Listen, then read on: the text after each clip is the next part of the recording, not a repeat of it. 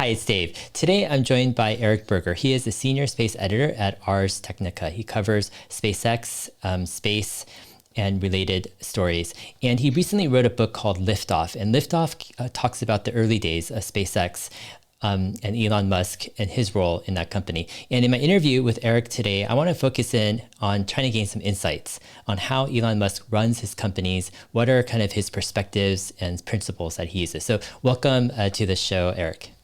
Hey, Dave. Thanks very much for having me on. Yeah, awesome. Yeah, so I found your book actually pretty fascinating. It's right here.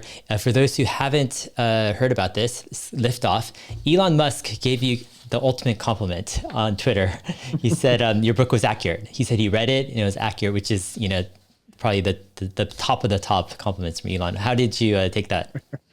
Well, first of all, it was great to get that feedback. He's not a big fan of journalists. So he and I have a pretty decent rapport. I think he respects the work I've done. So when I asked him about writing a book on the Falcon 1, he was like, "All right, I think it would be good." But his number one dictum to me was, be accurate. Tell the accurate story. So when he said it was accurate on Twitter, I think that was some pretty nice validation that I'd captured the essence of what made that company a success. Yeah, I mean, your book goes into some really fascinating stories of the super kind of early days, the very, very beginning of SpaceX, how they were able to, launch their first rockets into space, the disappointments that came along, especially with the first failures. I'm curious, how did you arrange this with Elon to actually speak to the early, SpaceX employees? Because it seems like you really were able to interview, the key people in the early days. Yeah. So back in 2019, I basically went to him with a proposal. I said, look, there's a great story to tell about the Falcon 1 rocket. Ashley Vance had written a biography of Elon that was published in 2014 or 2015.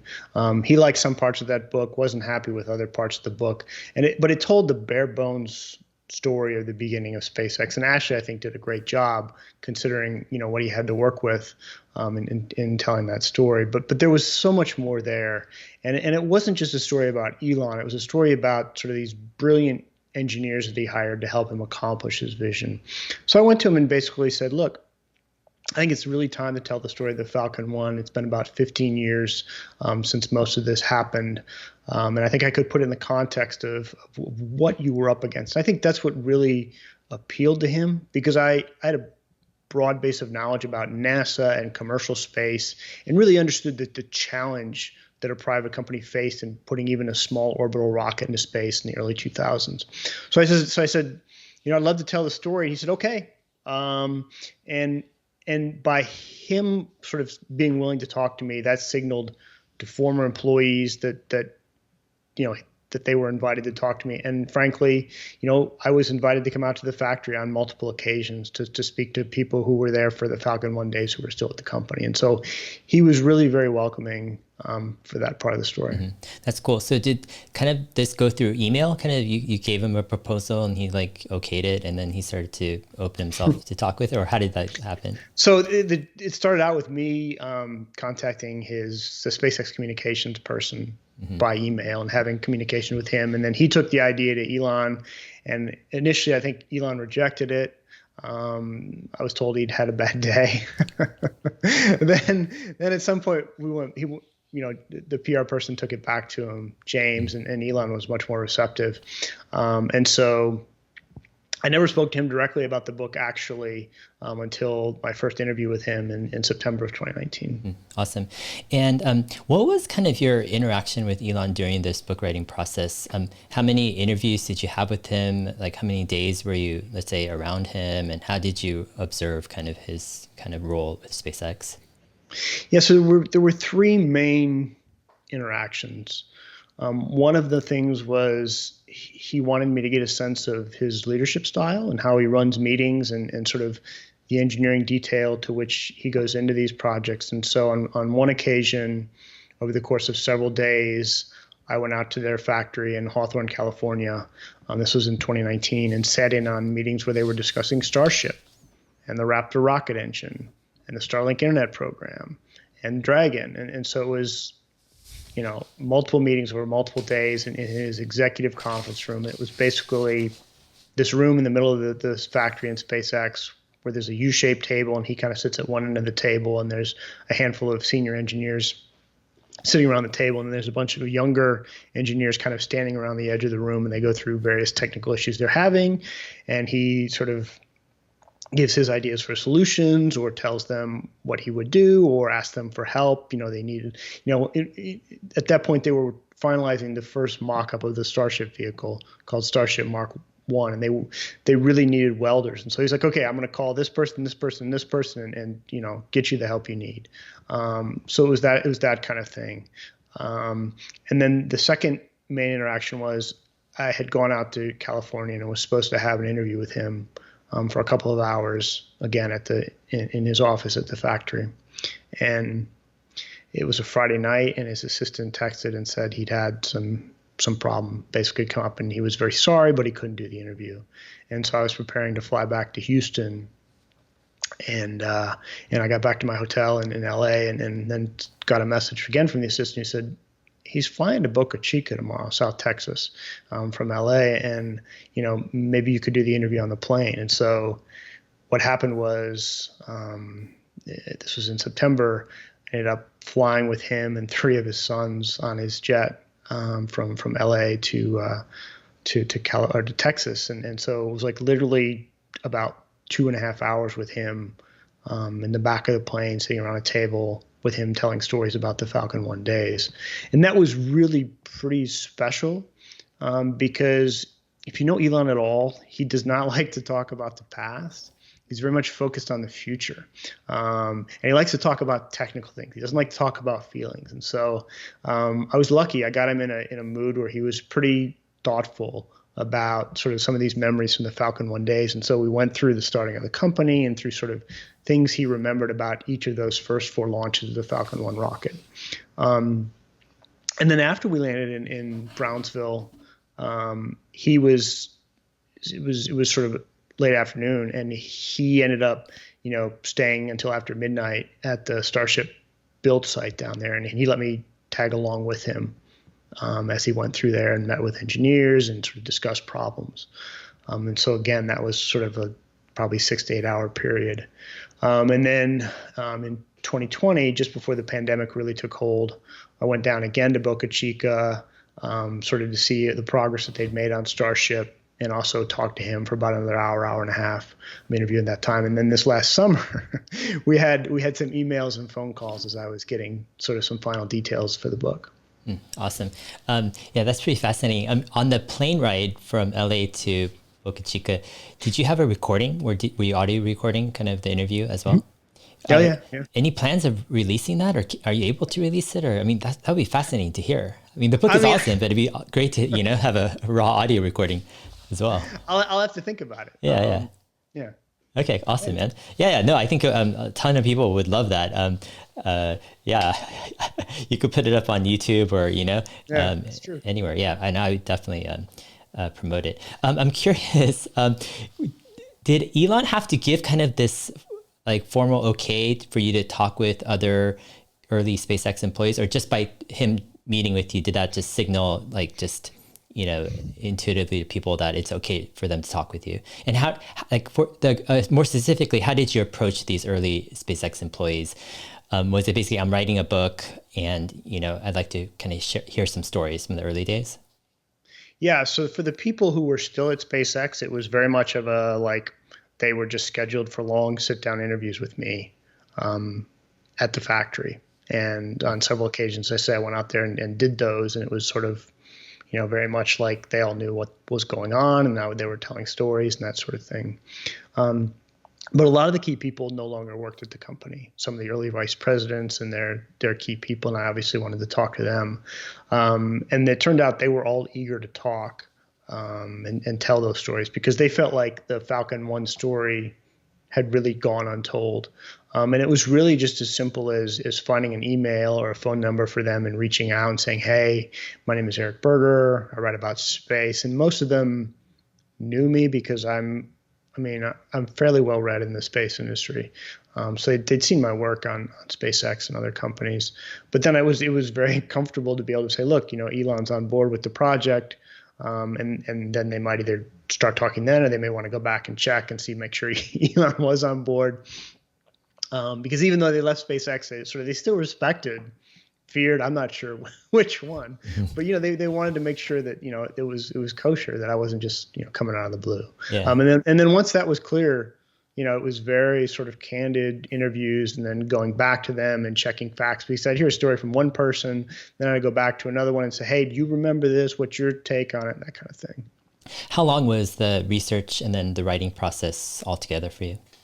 So I started doing interviews, I think, in May of 2019 or June. And then I submitted my, rough draft around March of 2020. So, it was like almost a year, and then a bunch of editing over last summer and fall. And then the final product was done like in October, I guess. Awesome. Yeah. After reading your book, I was deeply impressed, and I wrote a tweet. I'm like, yeah, SpaceX should document more of, what's going on, like even visually. And I'm like, if they had like a documentary team, or even one person kind of every 3 months kind of filming and kind of sharing the story and releasing it, it'd be just fabulous. I'm curious, with you as a writer, do you have any other plans to write more books on SpaceX? Like, for example, because your book covered the early days, probably, do you have plans on covering, Falcon 9 or even Starship in the future? So, yeah, it's too early to write the Starship story because they're still very much in the development phase. And about 90% of that book has yet to be written in terms of history. I do think it would be interesting to go back and really understand how they tackled reuse, specifically the Falcon 9, but also in Starship, because that really is the main technical challenge that they addressed over the last decade. Not just recovering the rockets, which is super impressive, but then turning them around and flying them again and again and again. So rapid, low-cost reuse. So probably I'll work on that book. I haven't signed any kind of official contract with a publisher yet, though. Awesome. I noticed one of the themes or approaches or angles of your book is you kind of center around people. So you have Elon Musk and his vision, his determination, but then you've got these other kind of key leaders and engineers who take on various roles, and they all have their own type of set of challenges and drama. Some make mistakes that haunt them, some, they overcome the mistakes, etc. This whole kind of approach of SpaceX in the early days being about people, being about Elon, but also these other kind of key engineers and the drama, in those early days and what it took to overcome. Was that something that you decided like early on, or as while you're researching, did that come together as more of kind of the backdrop of the book? So it was a conscious decision early on to make it a SpaceX book and not just about Elon, as compelling a figure as he is. As I mentioned, he'd had a biography written about him that was pretty good. And so I didn't want to recreate that. At the same time, the early employees, some of them, are public names like Gwen Shotwell, Tom Mueller is known in the rocket, industry, and a few other people kind of have some names, but a lot of the people in the book really have no public profile whatsoever. And so it was a conscious desire for me to tell the story through a set of characters. About 10 or 12 main characters was my original idea, Elon being one of them, but only one of them, and then sort of going through the trials and tribulations and ultimately the successes of the company through their eyes. And so I spend the first half of the book introducing a number of these characters, and then the second half of the book is really kind of this roller coaster ride where they're failing and almost sort of coming to a complete disaster before ultimately succeeding. Mm-hmm. I noticed comparing your book with Ashley Vance's biography, I noticed it was very different in the sense that I felt like Ashley Vance's biography, it portrayed Elon as more of a volatile type of emotional person who at times would, let's say, hold grudges or, do things that just seemed a little bit kind of out there.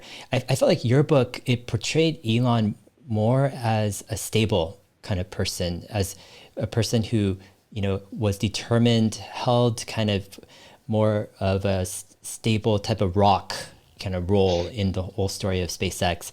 There were times where there were tensions and disagreements and issues with various people, but it felt like those were just, different instances. They weren't the whole picture, the whole story. And I felt like your portrayal of Elon was much more, I guess, less dramatic, than Ashley Vance's. Can you share kind of your take on how you viewed Elon Musk, or how you learned how Elon Musk came to life in your research through your interviews, spending time with him? And was it different than what you expected Elon Musk to be? And was it different than what, let's say, Ashley Vance portrayed in his biography?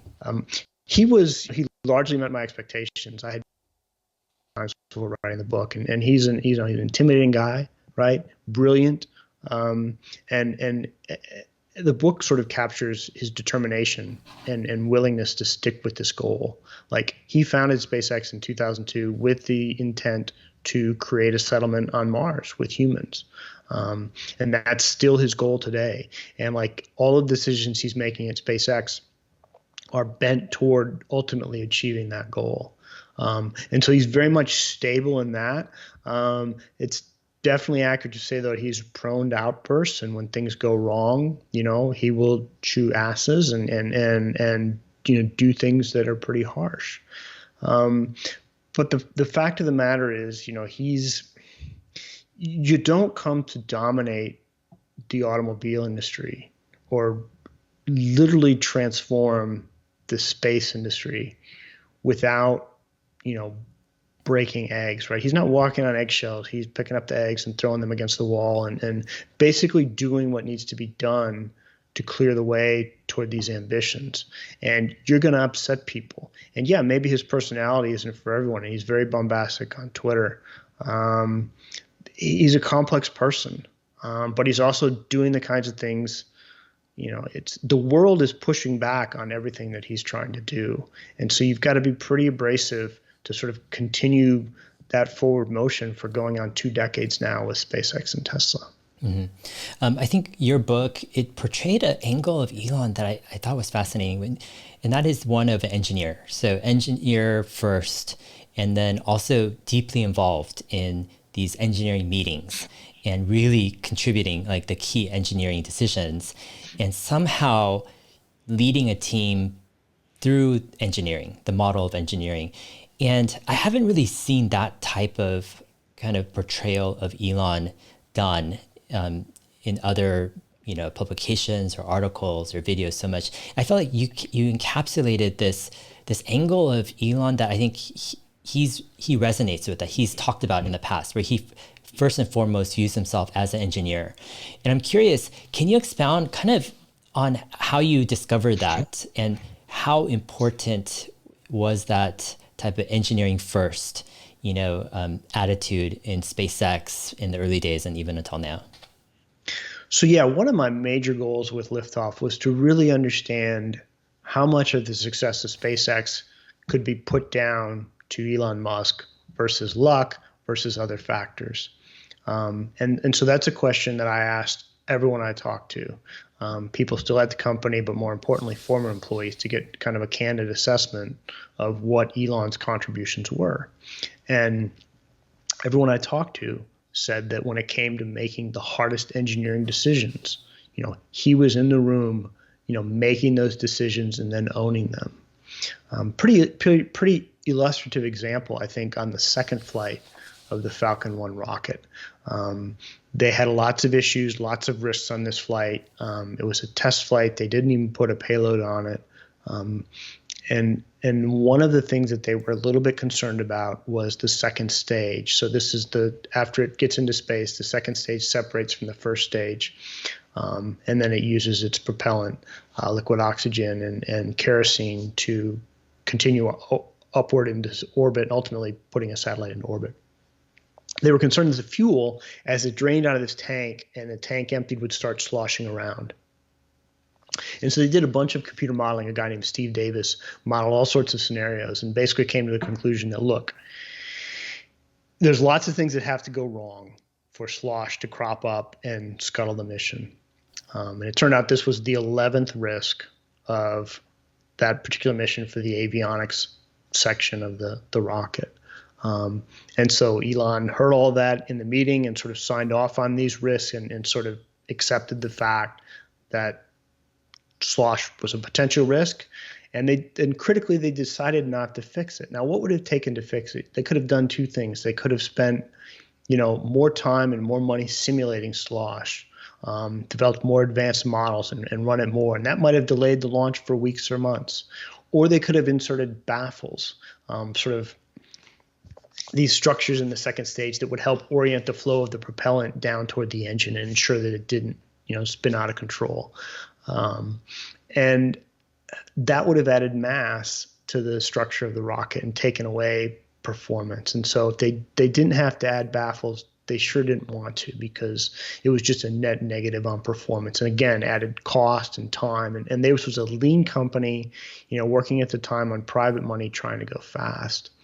And so he accepted the risk. And then after the flight, he owned it, that was a mistake that he and SpaceX had made. And he didn't get mad at Steve Davis, who'd done the modeling, or the avionics team, because it was, he'd accepted that risk and knew it sort of with eyes wide open. So he had the vision for SpaceX, right? No question about that. And that sustained SpaceX to this day. But it is accurate to say that he was in the room, like where it happened, like day after day, moving those teams along. And yeah, he didn't make every decision, but he made all the important decisions, ultimately. And he secured the funding, and he promoted Gwen Shotwell to deal with NASA and the Department of Defense. Now, he made mistakes. His first choice for president and chief operating officer was not Gwen Shotwell. It was a guy named Jim Mazur, who came to the company from Sea Launch, and he proved to be, just a bad cultural fit. So Elon made plenty of mistakes, but, much of the success is directly attributable to him. And another reason to believe that is that he was not the first person to come along and say, we're going to be the FedEx of space. We're going to be the company that does things faster and better and cheaper than NASA and Lockheed and Boeing. We're going to be a private company. Half a dozen or more companies had come along saying similar kinds of things to what Elon said, and they'd all failed. They'd all gone bankrupt. And SpaceX very nearly went bankrupt. They had some luck, right? But they made it, and now they are what they are today. And it's you would not have a SpaceX without Elon Musk, and it would be a very different company if he were no longer there. Interesting. These engineering meetings that you were able to attend with Elon Musk, how are they run? Is there someone else, like a senior engineer, who presents kind of what they're doing, some challenges, and Elon chimes in, or is what's the format? So at least in the meetings I was in, there was some basic agenda. And so like where the leader of the Starlink program or whatever part of the Starlink program they were talking about would raise some issues or basically give Elon a progress update. And so they would have a presentation or be talking to him, and then he would just sort of jump in with questions or comments. And if there was something he didn't like, he would let the people know. So he could be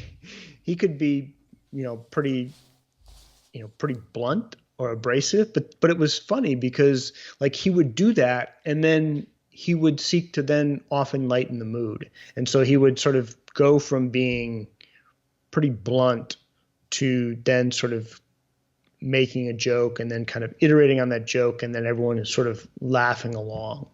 So I would not say the meetings were particularly tense, but they were definitely like the defining characteristic of Elon Musk is that he wants to get things done. Like he is laser focused on accomplishing whatever goals are before him. And so like he would always ask, can we do this faster? Can we do this different?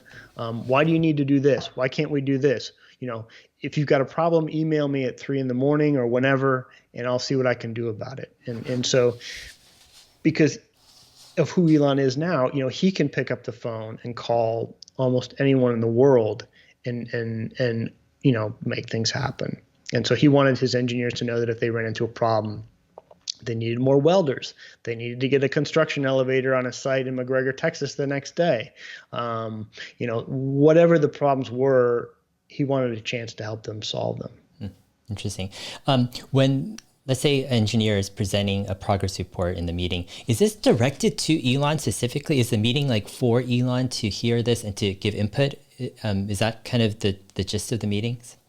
Yes, Okay. that's precisely what it was. He was sitting there getting this presentation, and then having a discussion with his project leaders. And how many, how long would these meetings go for? At least the ones that you attended?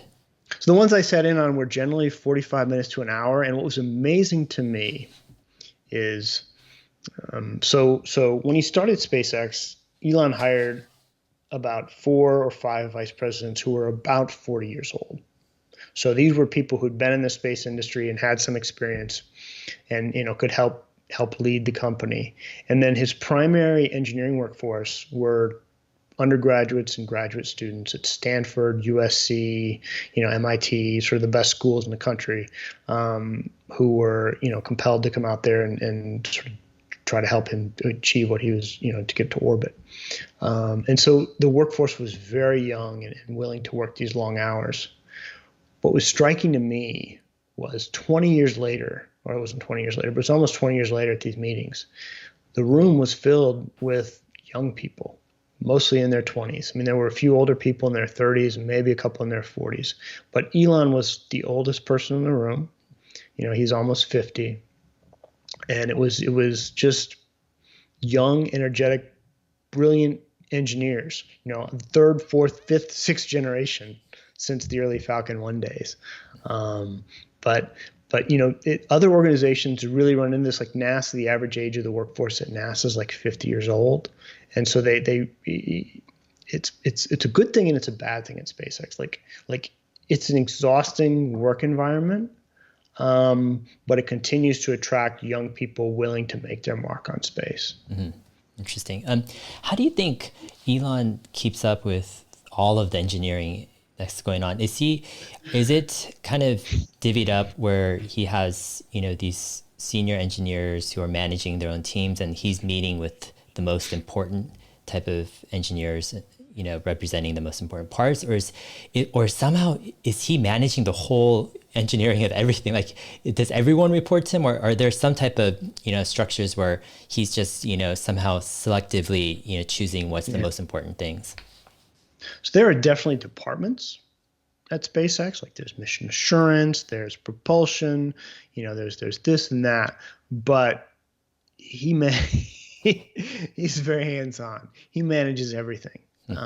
So, he cares about everything from the details in press releases to the paint color schemes on minor parts of the engine to sort of whatever, what have you.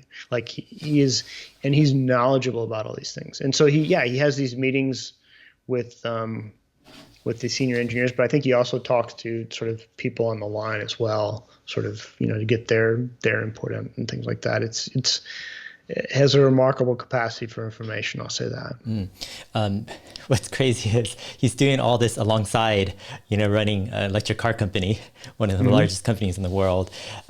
Did you see any evidence of him like batch meeting his schedule? Like, for example, setting aside a few days of just all SpaceX, and then having to fly out to somewhere else just to do only Tesla. I mean, was that kind of his general approach to taking all these meetings? Yeah, I think it varies depending on where the current crisis is, or where what he thinks the most important thing is. So I think in 2018, or around that time frame when he was in production hell with Tesla, he was spending almost all of his time at Tesla.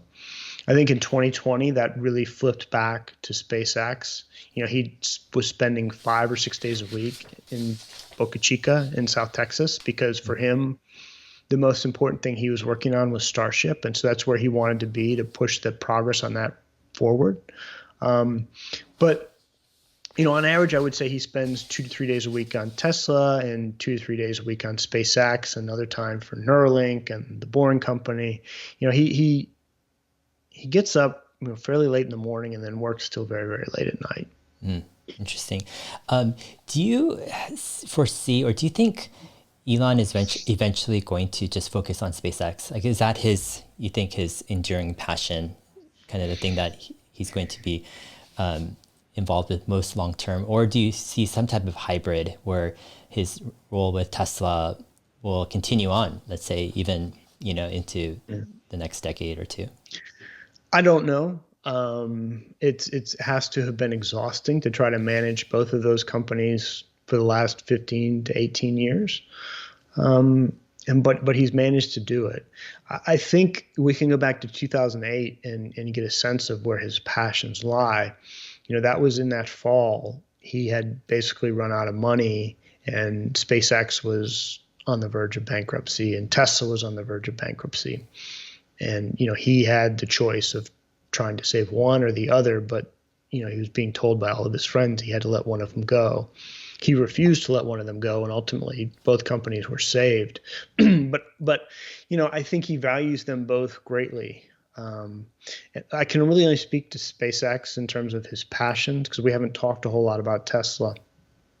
I'm not a Tesla expert by any stretch of the imagination, but in his heart of hearts, Mars is extremely important to what he wants to do. So I do not think he will stop pushing aggressively until humans are landing on Mars, and not just like the first mission, until like there's a sustaining settlement there. Mm-hmm. Interesting. So one of my favorite parts of your book was this one section where I think you're interviewing Elon, and he's saying Bezos is just not a good engineer.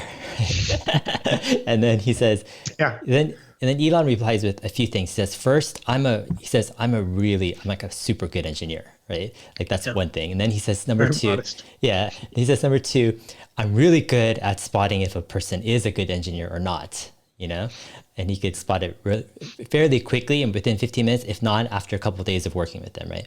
And then the third thing is he replied saying, I'm really good at driving like engineering efficiency, like the efficiency in engineering teams, right? And when I was reading that, I'm like, wow, like it seems like almost this completely different approach to running a company as a CEO, right? I mean, typically, let's say you go to MBA management school or something, it's all about strategy, and it's all about business plans, and it's all about these lofty just marketing and different stuff. But Elon brings it down to, it's like he's a great engineer, he's going to pick great engineers, and he's going to drive them to get great results, and that's like the core of the company. More specifically, I guess my question is, how is Elon kind of getting the most out of his engineers? Like, what are some of the approaches, some of the techniques, some of the things that he's doing to really drive them to get these crazy results that they're getting? Yeah, I think that's a great question and very insightful, Dave, to the company's success. So he has always invested an enormous amount of time and energy into hiring. His chief of HR told me that Elon personally hired the first 3,000 employees of the company. Most of those were engineers, of course. So that tells you something about the amount of value he invests in sort of hiring talent. And he's able to attract, smart people who are willing to work super hard, because A, he's got a compelling vision, B, he's got the resources to carry out that vision, and C, they can come to SpaceX and know that they're going to make a difference. If they went to NASA or a large space company or aerospace company like Lockheed or Boeing, typically if you're an engineer, you're probably sitting behind a desk, working on paperwork or, whatever. And then of course you do paperwork at SpaceX, but there's a much greater focus on building, testing, flying, learning from those mistakes and flying again. And so, they do blow things up like you've seen with Starship in South Texas, but that's part of the allure. I mean, if you go work at SpaceX, you're building hardware, and you're going to get a field test within months, right? You're going to get to see those things fly. And then when they succeed, you share in that success. And when it fails, you're like, okay, what do we need to learn from this to go out and succeed next time? So it's remarkably rewarding for young engineers to go there because it's hands-on, and of course the experience you get from SpaceX you can take on to a number of other careers. You're very obviously it's marketable in terms of the skill set you have. And he gets, how does he get that out of them? Again, it's sort of this vision that they can help fulfill, and he's very good at motivating it. Steve Davis, one of the early engineers, told me the story about how Elon would place little bets with him. Like, I don't think, I'll bet, we can, you can't get this done by such and such a date. And Steve told me that one of the things, they were doing some really important simulation on a later Falcon 1 launch.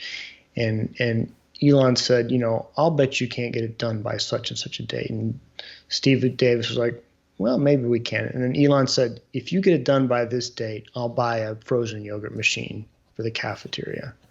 And Davis at that point was like, well, there's no way we weren't getting it done. So, his unique way of motivating people by sort of reward, I think fear probably pays a little bit into it because you don't really want to upset Elon. You don't want to be on his bad side. But it is part of like, you go there because you believe in the cause. And if you believe in the cause, you're willing to give it all. Another engineer, Flo Lee, she was a graduate student at Stanford University. This was in 2003. She had a great life up there. She had friends. She was on the swim team. She just was like loving life. And SpaceX came calling. And so she said she took the job in LA and didn't know anybody down there. And she said, as she drove into the valley, for the first time, she started crying because she's like, what am I doing? It's this smog, it's traffic. I don't know anybody here. I don't have any friends. And she said that didn't last very long because when she got to SpaceX and started working, she didn't have a time for social life. She's like, she didn't need friends. Like all the people in her life were in that factory and working at SpaceX. And that became her entire family and friends in Los Angeles. And she said after a few weeks, she said, I came to the realization that at that moment in my life, that was all that mattered to me. I was so invested in this goal and wanting the company to succeed and believing what we were doing. It was okay that I was, working 70, 80, 90 hours a week at that job because that was the all-encompassing thing in my life at that moment that I wanted to work on. And that is not commonplace, I don't think, a lot of companies, although it is at some, but Musk has this way of sort of, engendering that in his employees by giving them really difficult goals and then helping them achieve those goals. And then when they reach those goals, he raises the bar higher and says, okay, now you need to go do this. Mm-hmm. So it never really stops. Yeah, it's fascinating because when I look at SpaceX, it's one of those companies that has perhaps some of the loftiest goals, possible. They're almost, in a sense, unbelievable in their scope, and I think there's something inspirational about that. Trying to reach for something that's so big, and then it's interesting how Elon can pair it with these really specific meetings, and then perhaps say, okay, next week, show me what you got, like give me an update. And I wonder if that type of combination where you got the long-term motivation and goal, right, combined with the day-to-day execution of, hey, okay, that's a great progress report, but here's some ideas, try it out, and give me a report next week. I wonder if that's one of the reasons why Elon's so hands-on, because he could, in a way, influence the day-to-day so much. He could, impact how fast each engineering team is moving by meeting with them and then giving them maybe a short-term goal, like a week or two out. Did you see any evidence of that, of him kind of like saying, okay, I want something, a report or something, in the next week or two after a meeting? I think it was clear to me that, him being around, impels people to move forward. Like there's this scene at the beginning of Return of the Jedi in Star Wars where the Emperor visits the Death Star, right? To see how construction is going. And it's a little too dramatic to say that about SpaceX and Elon, I think, but when he visits like the launch site or the build site, Starship, like everybody raises their game because he just sort of has this will where he sort of impels people to move forward at speed. And I think that's one of the reasons why he's basically been living in Boca Chica for the last year and a half. I don't think it's particularly because he wanted to be in South Texas, but it's because he felt like he needed to be there to make sure that program was moving forward at all speed possible. Mm-hmm. With engineering, what would be a bad fit, like for, as an engineer at SpaceX that wouldn't get along with Elon, wouldn't get along with SpaceX, would just, like, how would you describe that type of bad fit engineer? So the worst kind of fit of an engineer would be someone who'd worked at another company, a Boeing or Lockheed, and like had some success there, but then thought that they knew how to do things. Like if that person went to SpaceX in a meeting and they were talking about, doing a engine development one way, that person said, that's a terrible idea. That's always been done this way. Like the last thing Elon wants to hear is that, this is the way it's always been done. So like one of the reasons why I think he wants younger engineers is because he wants people who have not been molded, right? Or conditioned to think that, well, it's always been done this way. And so we can't, think outside of the box. The great example was with the Dragon spacecraft, the cargo Dragon spacecraft. They needed a space-rated latch, basically, to open these pressurized lockers in the Dragon to store refrigerated things for the time from launch till it got to the space station. And the vendor in the industry was selling them, I don't know, maybe for like $5,000 or $10,000 a latch, right? Because they were the vendor of space-rated latches or whatever. Of course, SpaceX would always look for a way to do things in-house or save money or whatever, whatever way possible. They didn't want to do that because that's the way it always been done before. I mean, it's the easiest way, right? You just go buy your latches there and you don't have to test them. One of the engineers was in the bathroom at the factory in Hawthorne, California, and looked at the latch on the door to the toilets. Yes, I guess he was sitting down. I don't know. And took the idea of that latch and said, hey, I'll bet we could adapt this latch to be for Cargo Dragon. And so the Cargo Dragon spacecrafts have lockers with latches that are based on the latches in the SpaceX bathrooms. So, I mean, it's that kind of thing. Mm-hmm. That he doesn't want people who think who are not what he wants you to think outside of the box and think creatively and find new solutions to old problems. Mm-hmm. Yeah, interesting. Yeah, it's definitely fascinating stuff. So today, at the time of this recording, NASA announced that SpaceX has won their $2.9 billion award to send humans back to Mars for the human lunar landing system. How significant is that for SpaceX? Does this impact, what they're doing? And what is the meaning of kind of this award from NASA to SpaceX? So this is an extraordinary award, I think, for two reasons. First of all, if you go back to 2016, this is when Elon at the International Astronautical Congress in Mexico unveiled sort of what would become Starship for the first time, this really ambitious program. And like, there was no way they were going to be able to fund this on their own, it seems, at the time. I mean, he put up a slide that sort of asked the funding question. One of the things was underneath it was they were going to sell underpants, right? It's kind of like a joke, sort of acknowledging that this was going to cost a lot of money and it was going to be difficult. So he's found funding to sort of develop Starship, and they've made significant progress, although they still have a long way to go. Getting $2.9 billion from NASA basically ensures that Starship is going to become a mature technology. And it also means that NASA is going to be there helping, right, with all the human-rated stuff, and NASA has all this experience. And so it worked very well during Commercial Crew Program, where they built Crew Dragon, and now they have that for Starship as well. So that's huge, the validation of NASA and the funding.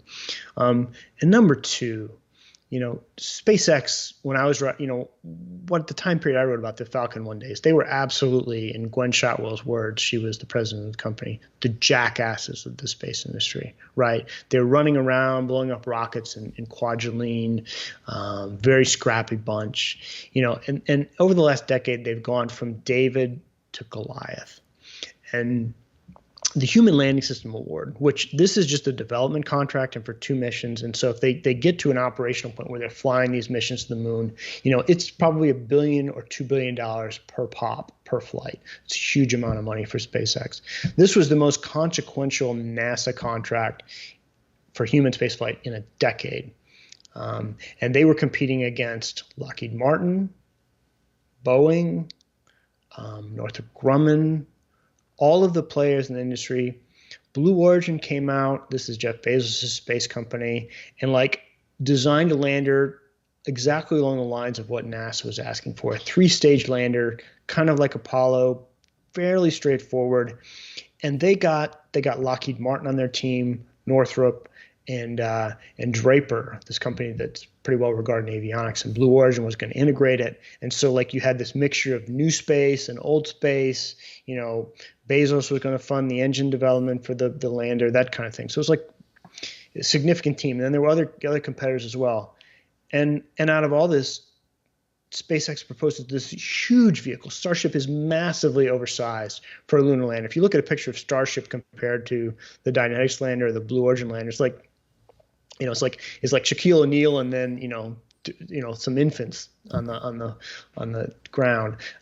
It's massively oversized. And it's got to be refueled in low Earth orbit, and it's technically challenging. They're blowing them up in South Texas, and yet they're the ones, because they've got this innovative design, and they self-invested all this money, and they've asked for the least amount of money.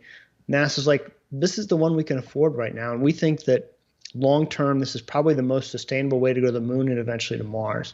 It's just huge that they have come so far so fast, and then to pull down this contract and a sole source award is just, as I say, it was extraordinary. Mm-hmm. How many years is this award for? What's the duration? So it's not exactly a time frame. It's $2.9 billion for some development work for Starship, and then they've got 2 missions. The first one is an uncrewed test flight. So Starship will go to lunar orbit, go down to the moon, and come back to lunar orbit. And then the other flight would actually be the first crewed flight down to the surface of the moon. That could be in 2024, it could be 2025 or 2026. That would actually be the first human landing on the moon since the Apollo program. And then after that, then there will be a whole new series of contracts for operational missions. And you've got to believe that SpaceX would be a favorite to win that if they deliver on their first mission. Sure, and especially if Starship is, flawlessly going back and forth, from space. Yeah, for sure. Yeah, so Starship, this is the big focus of SpaceX and Elon Musk right now, trying to get this, to not just to fly, but to land correctly as well. Yeah. What's the timeline? Is it just kind of up in the air until they fix all the things they need to fix? Or do you think this thing is going to be, running flights sometimes this year or next year in terms of actually carrying satellites, into space or not? I think satellites in space are kind of a ways off. So it's a step-by-step process. So they've shown so far that they can go up to about 10 kilometers on a controlled flight, and they can make that belly flop maneuver and sort of come back and reorient themselves for landing. They're having some challenges relighting the Raptor engines using propellant in the header tank of the vehicle.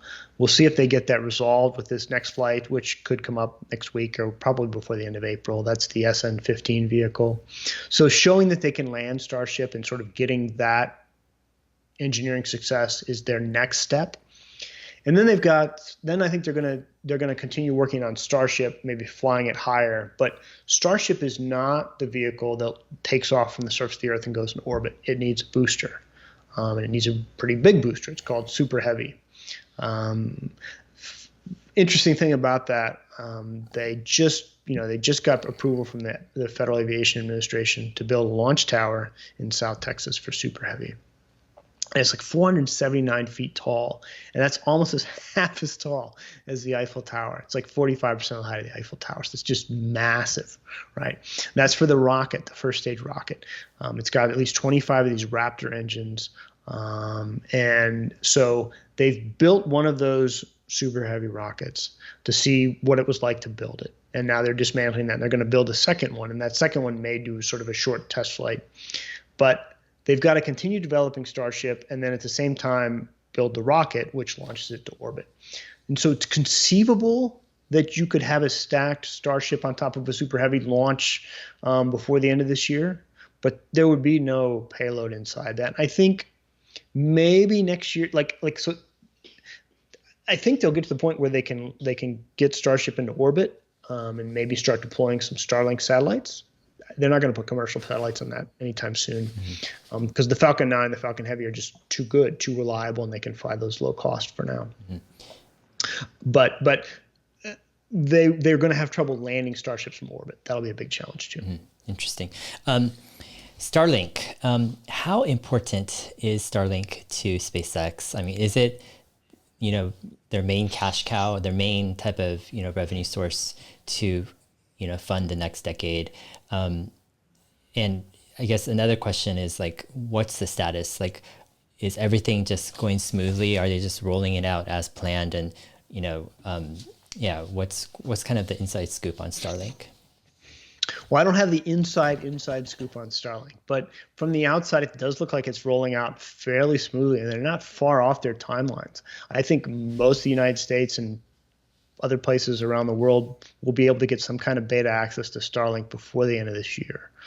And that means they'll have put up thousands and thousands of these satellites. And they're launching about 120 a month this year. So that's a pretty good cadence. And the initial user experiences are pretty good. I mean, they say it's a beta, but they're getting good downlink speeds. There's no latency, and the system's relatively easy to set up. So I think they're making good progress. The reason I think Starlink exists is because of Mars. NASA is probably ultimately going to pay for some crewed missions to the surface of Mars to send astronauts to do science and things like that. And that I think will be enormously helpful for SpaceX in terms of life support, and because NASA has decades of experience of long duration space flight on the International Space Station, that kind of thing. But there's going to Mars is just so much more because it's not a short mission down the surface and back. It's 6 months to get there, and then probably it's 18 months on the surface, and then 6 months to come back. And so you need a habitat on the surface of Mars. You need to figure out what people are going to eat for that long, what clothes they're going to wear. They're going to need power on the surface of Mars, and that's probably like a nuclear reactor, a small space-based nuclear reactor on the surface of Mars to provide ongoing power. So there's all these challenges. So I think NASA will help SpaceX with the technology and sort of support that because it goes hand in glove with what NASA wants to do. But then there's no immediate profit in Musk's goal of settling Mars. And he and I have talked about this, and he figures that to have what he wants is a self-sustaining settlement on the surface of Mars. So that's enough food and the ability to grow food and the manufacturing tools and the ability to make habitats. And basically, if they were cut off from Earth, they could survive for a certain period of time, on the resources available to them. So what would it take to get to a self-sustaining settlement on Mars? And he says at least 1 million tons would need to be shipped from Earth to the surface of Mars. Now, that's a lot of stuff because, we were all celebrating about a month ago when NASA landed the Perseverance rover on Mars. And that was an extraordinary achievement. They're going to fly a helicopter and do some other interesting things with Perseverance. That rover is 1 ton. So he's like, it's got to be 1 million tons. Well, let me tell you, getting 1 million tons, even with a low-cost, reusable orbital launch system like Starship, is extraordinarily expensive. And there's no profit. No one is going to pay for a settlement on the surface of Mars. Okay, maybe you as a settler buy a $10,000 ticket. That doesn't come close to like defraying the cost of SpaceX for all of these activities. And so Starlink, I think, is a bet, the first solution possibly to paying for that. Because if Starlink becomes a real thing, it could be worth billions of dollars a year ultimately in revenue to SpaceX, and that could fund the settlement program for Mars. Mm-hmm. Interesting. Starbase. So Elon Musk has tweeted that he's encouraging people to move to near Boca Chica. They want to incorporate a new city called Starbase, I guess in preparation for people to go to Mars. But also, I guess it's for SpaceX employees as well. But what kind of information can you give about Starbase? I've been kind of doing my own digging. And I'm trying to figure out, there's a Boca Chica village, which is really small. Is that where Starbase is going to be? Can I move to Starbase? Can I build a house or buy a house, or what's going on here? So there's a couple things going on. First of all, Elon likes the name Starbase, I guess. So he's sort of fixated on that. To incorporate, so let's step back a little bit.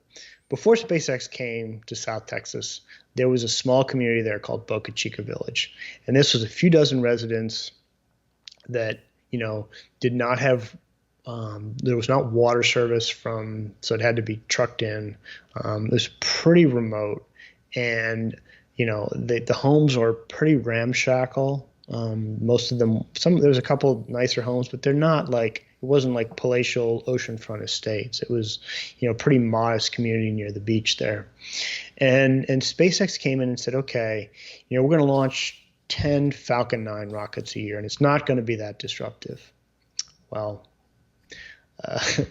7 years later, they're building massive orbital starships and talking about building this huge orbital launch facility. People, they can't have homeowners there really unless they're like SpaceX people. So they've kind of pushed them out, and they've tried to buy out everyone, and there's still a few holdouts left, and it's kind of an ugly situation that they're trying to get resolved. But the Starbase would be Boca Chica Village, and in Texas, to be incorporated as a city or a town or village, you have to have I think it's 2,000 residents, something like that.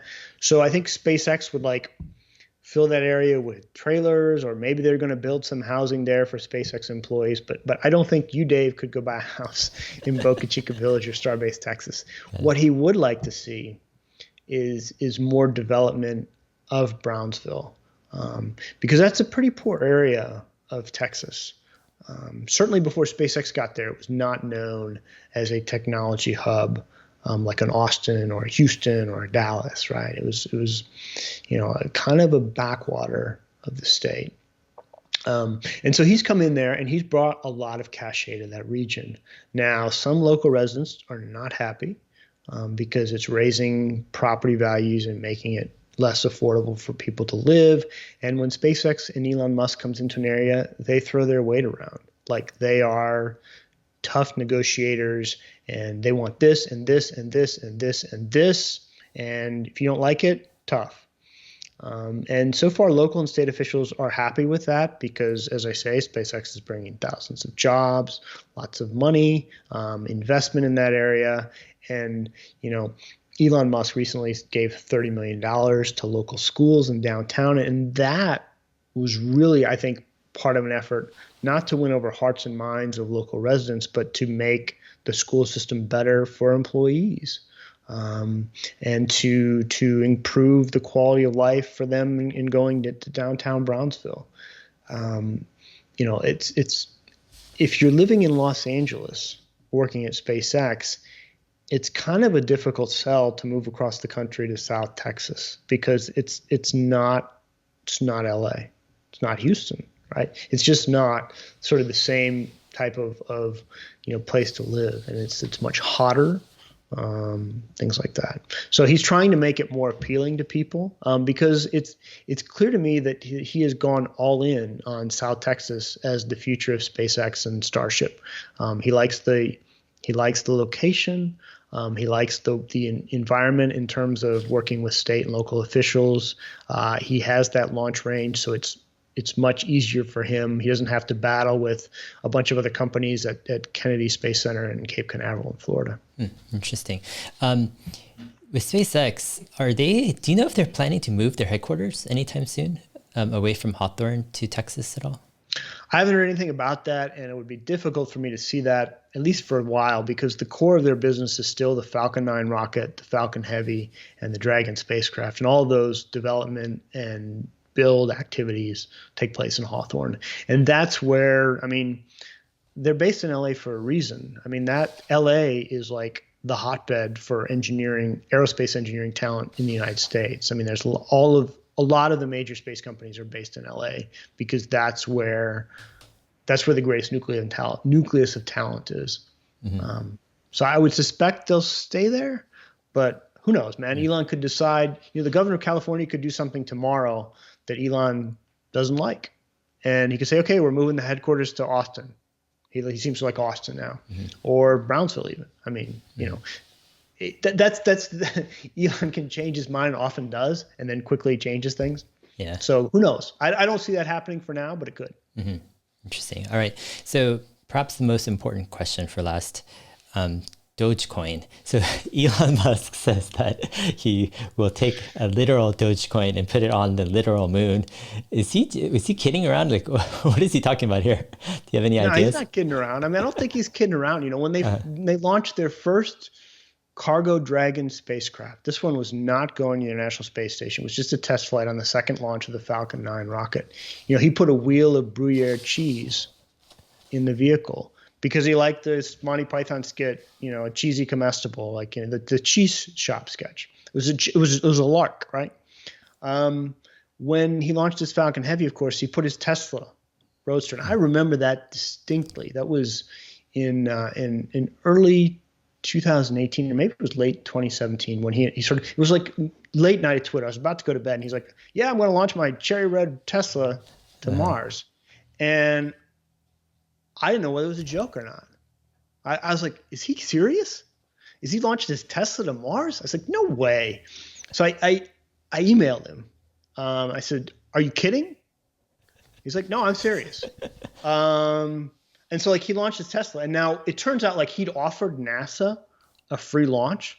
Said, "Hey, we're testing out the Falcon Heavy rocket. I don't have a payload. If you guys want to put something on it, here's a free launch. Oh, by the way, it's got a 50% chance of success." Right. So they didn't take him up on it. So he's like, "Okay, I'll launch a Tesla and it'll get some attention." And it did. It was good for his brand, but it also was just sort of a spectacle, and it raised the company's profile even more. So if he says he's going to put a Dogecoin on the moon, he's probably going to put a Dogecoin on the moon. I mean, that first mission for NASA, where they're just sending a Starship down to the surface of the moon, I mean, that thing could take tons of stuff down to the moon and back. So yeah, sure. I mean, why not? Yeah. I mean, he would have to make a Dogecoin first, Yeah, you have to make a Dogecoin. He'll get someone at SpaceX to do it. Yeah. It's interesting. He tweets about that stuff, and I don't know this for sure, but he's obviously got a super stressful life, right? I mean, one of the richest people in the world. So you've got everybody and their brother coming at him wanting stuff. And he's got the pressure of dealing with NASA and the FCC and everyone, all these government agencies for Tesla and SpaceX, and just running both of these companies, and Neuralink and the Boring Company and all this other stuff, and having a personal life. And it's just, the life of Elon Musk is pretty hectic and pretty damn stressful. So I think he goes to Twitter to burn stress. That's his, it's kind of like a drug to him. He gets on there and larks around. And but when I notice when he says stuff about space, it's generally pretty serious. So yeah, I mean, if he says he's going to put a Dogecoin on the moon, why not? Yeah, it's crazy. Fun stuff, actually, especially with Doge price going to the moon too today. It's insane. Yeah, it's been a crazy fun interview, Eric. Again, I want to plug your book here. Definitely suggest this book, Liftoff, Eric Berger. Check it out on Amazon. Fun stories about SpaceX's early days. I got a lot of insights, and this interview has been fantastic. I love just chatting about all these topics. I feel like what's going on right now with SpaceX is something for the history books. This is stuff that's really changing, the course of humanity and what we'll be doing for centuries ahead, if time allows. But thank you again, Eric. How can people kind of keep up with what you're doing and kind of follow your updates? Sure. I mean, I write for space for a website called Ars Technica, and I'm on Twitter most frequently at SciGuySpace. Okay, cool. And I'll go ahead and link to those to your Twitter profile and that to Ars Technica in the video description below. All right, thanks, Eric, again, and we'll hope to chat again about further stuff. Thank you. Thank you, Dave.